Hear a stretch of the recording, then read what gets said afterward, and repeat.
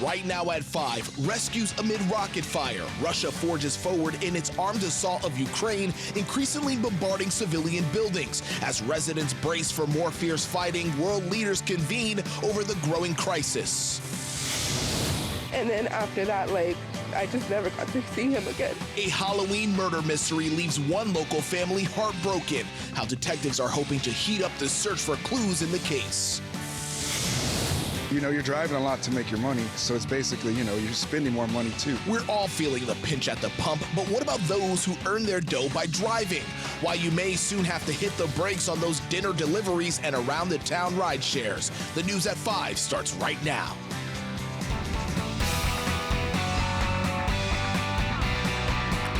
Well, happy Tuesday. This is the Ktla 5 News at 5. I'm Cher Calvin. And I'm Pedro Vera. Thank you for joining us. The big story tonight, Russian missiles and artillery pound new civilian targets in Kyiv and other cities as the war in Ukraine nears its third week. That's right. And more American aid is on the way as President Biden prepares to meet NATO allies in Europe. And now new images from the war zone. The fighting and the casualties growing. The damage and carnage mounting.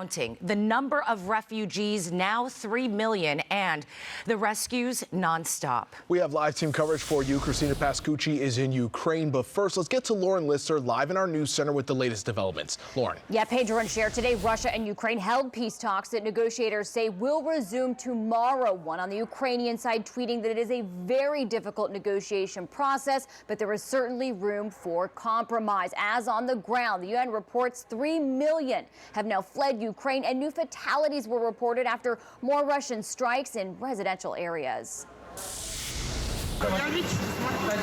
Amid renewed shelling in Ukraine's second largest city, Kharkiv, a rescue effort interrupted by yet another explosion. And here, people's homes left in ruins. They have no place now to return. In the capital, Kyiv, a Ukrainian businessman who's now fighting for his country is sending us this video, the aftermath, he says, of a Russian strike that hit 500 feet from where his group was staked out. It was just massive. I mean, I have never experienced anything before. With the war in its third week, more Ukrainians are fleeing. I love my city.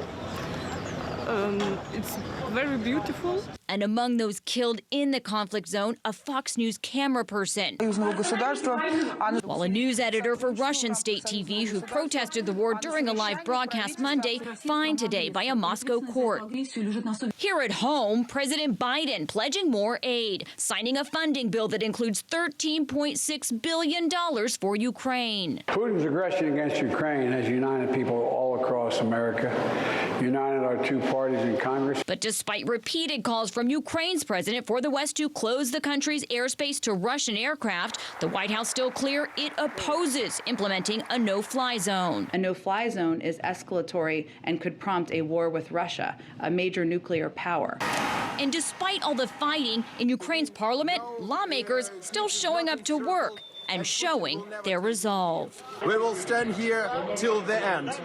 We will never surrender, but we are sure that the end will be victorious for Ukraine. Lauren, there was some conversation yesterday that President Biden may be taking a trip to Brussels. Is that still the plan? What do we know about it? Yeah, we know that is set to happen, and President Biden will attend a NATO summit meeting in Brussels. It's a week from this Thursday. Of course, the war will dominate the discussion among the leaders there. The key factor, how to help Ukraine without expanding the war. But before any of that, tomorrow morning, 6 a.m. our time, Ukraine's President Volodymyr Zelensky is set to address Congress virtually. According to reports, he's expected to ask for military equipment, including armed drones and air defense systems.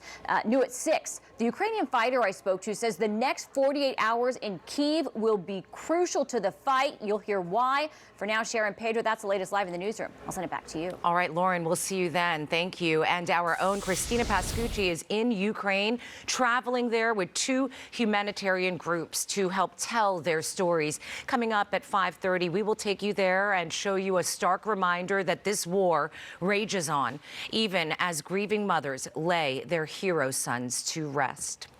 Now to this, California drivers won't be